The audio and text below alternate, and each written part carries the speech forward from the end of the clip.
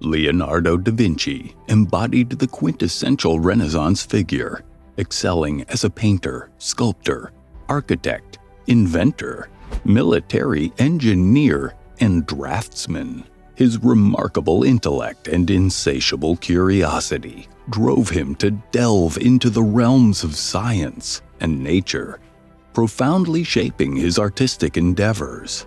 Through his meticulously crafted drawings, paintings, and innovations, Da Vinci left an indelible mark on the world, inspiring generations of artists and engineers to follow in his footsteps. In today's video, we learn about one of the greatest inventors that ever lived. Da Vinci was born on April 15, 1452, in a humble farmhouse near Anciano, located in Tuscany, Italy, approximately 18 miles west of Florence. He was born out of wedlock to Ser Piero, a respected Florentine notary, and Caterina, a young peasant woman. He was raised under the care of his father and stepmother. At the tender age of 5, he relocated to his father's estate in Vinci, the town from which his surname originates. There, surrounded by the love of his family, including his uncle and grandparents, Da Vinci began to lay the foundation for his extraordinary life ahead. Despite receiving minimal formal education, young Da Vinci displayed unmistakable artistic talents, showcasing prowess in reading, writing, and mathematics.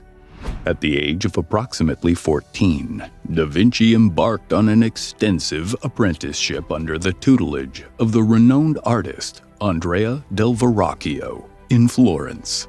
This transformative period of learning exposed him to a diverse array of technical skills, ranging from metalworking, leather arts, and carpentry, to the finer arts of drawing, painting, and sculpting.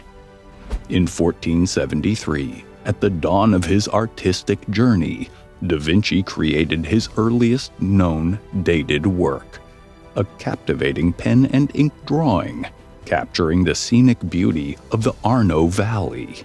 This marked the inception of a legacy that would echo through the corridors of art history.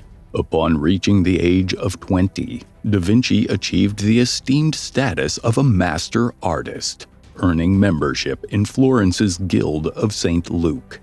With this milestone, he set up his own workshop, poised to carve his own path in the world of art. Despite his newfound independence, Da Vinci maintained a collaborative relationship with Del Verrocchio for an additional 5 years, further honing his craft under the guidance of his mentor. It is believed that around 1475, Del Verrocchio finished his masterpiece, Baptism of Christ, with assistance from his student, who contributed to the background and portrayed the young angel holding Jesus' robe.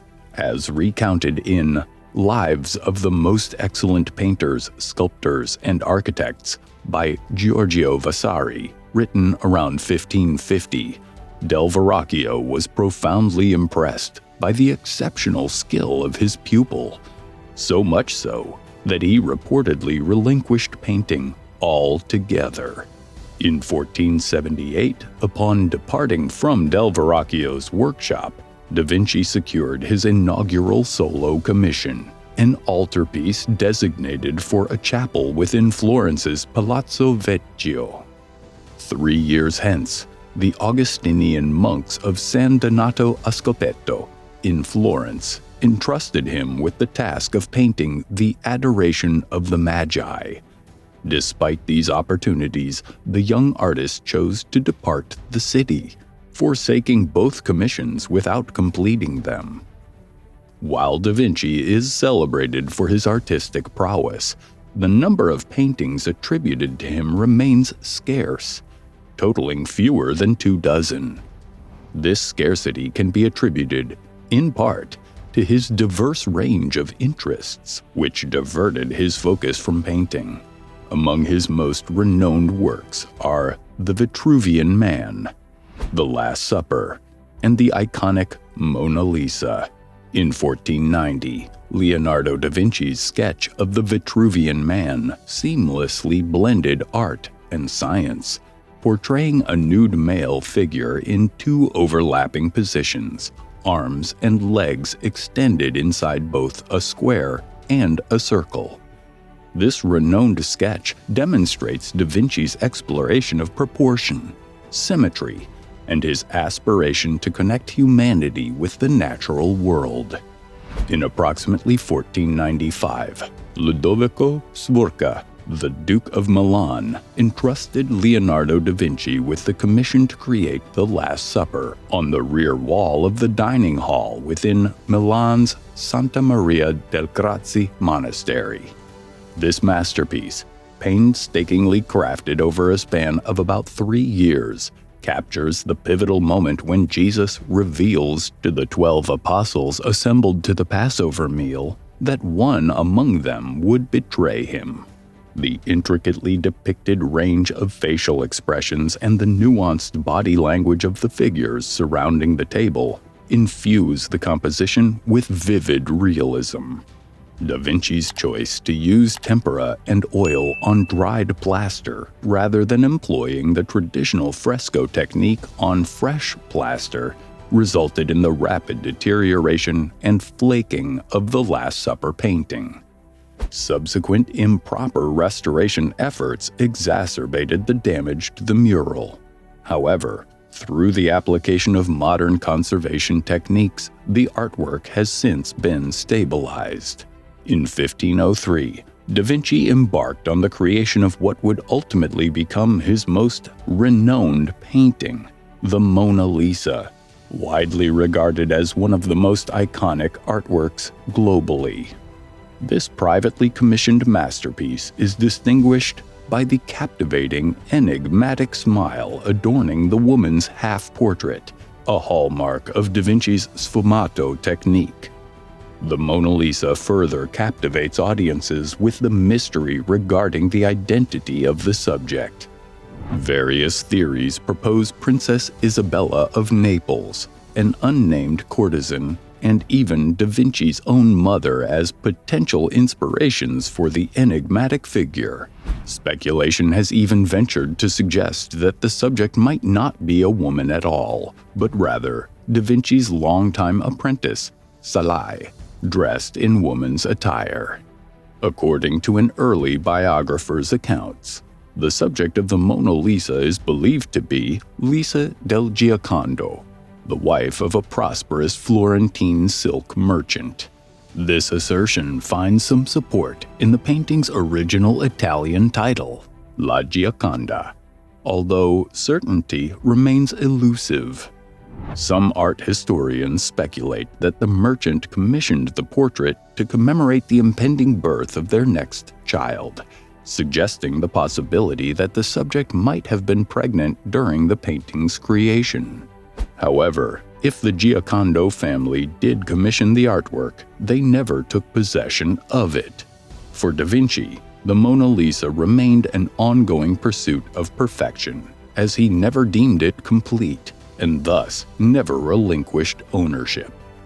Today, this iconic masterpiece is housed in the Louvre Museum in Paris, France, safeguarded behind bulletproof glass, and revered as an invaluable national treasure, drawing millions of visitors annually.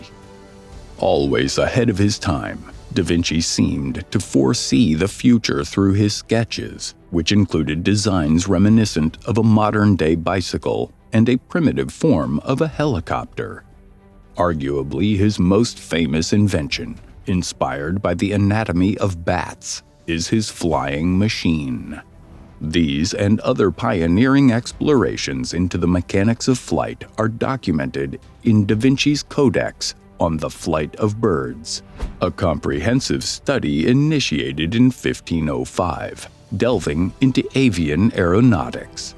Much like the Renaissance humanist leaders, Da Vinci refused to acknowledge a dichotomy between science and art, viewing them as interconnected rather than separate realms of study. He believed that his scientific pursuits enriched his artistic endeavors.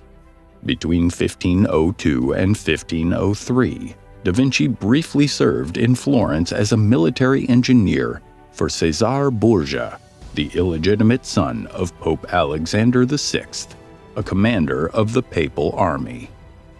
His duties involved surveying military construction projects outside Florence, as well as drafting city plans and topographical maps, collaborating potentially with the renowned diplomat Niccolo Machiavelli. Da Vinci also devised plans to reroute the Arno River away from Pisa, a rival city, to strategically deprive it of access to the sea during wartime.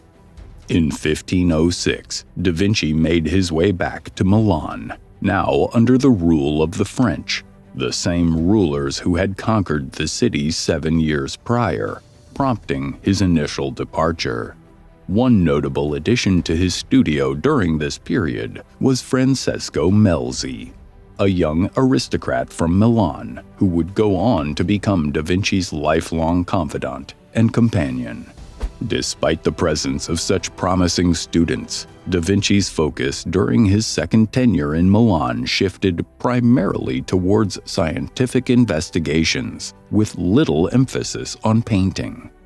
Amidst the political turmoil and the French's temporary ousting from Milan, Da Vinci, accompanied by Salai, Melzi, and 2 assistants from his studio, departed for Rome in 1513. There, Giuliano de' Medici, brother to the newly appointed Pope Leo X and son of his former patron, extended his generosity by providing Da Vinci with a monthly stipend and lodging within the Vatican. Despite this patronage, opportunities for substantial work in Rome remained scarce for Da Vinci. Consequently, he directed much of his time towards mathematical studies and scientific exploration. Following his attendance at the pivotal 1515 summit between France's King Francis I and Pope Leo X in Bologna, the French monarch bestowed upon Da Vinci the prestigious title of Premier Painter and Engineer and Architect to the king. Together with Melzi, Da Vinci departed for France, bidding farewell to Italy forever. He took up residence in the Château de Clou, nestled alongside the Loire River, near the king's summer palace in Amboise. Similar to his time in Rome, Da Vinci's creative output in France leaned more toward scientific pursuits than painting. Among his final commissioned works was a remarkable mechanical lion, capable of walking and unveiling a bouquet of lilies from within its chest.